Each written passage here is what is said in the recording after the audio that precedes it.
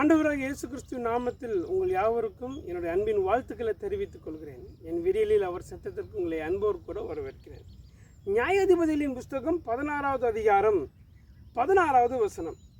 இப்படி அவனை தினம் தினம் தன் வார்த்தையினாலே நெருக்கி அலட்டி கொண்டிருந்ததினாலே சாகத்தக்கதாய் அவன் ஆத்மா விசனப்பட்டது. எனக்கு பிரியமான தேவனுடைய பிள்ளைகளே, தெளிலாளுடைய வார்த்தை சிம்சோனுடைய வாழ்க்கையை மிகவும் கசப்பாக்கினது.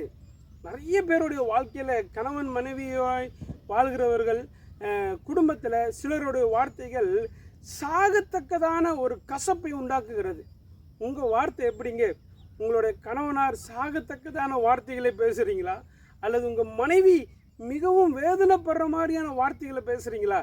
அல்லது உங்கள் பெற்றோர்கள் ரொம்ப இருதயத்தை உடைத்து போடுற அளவுக்கான வார்த்தைகளை பிள்ளைகளாய் நீங்கள் பேசுகிறீங்களா? கொஞ்சம் யோசிங்க.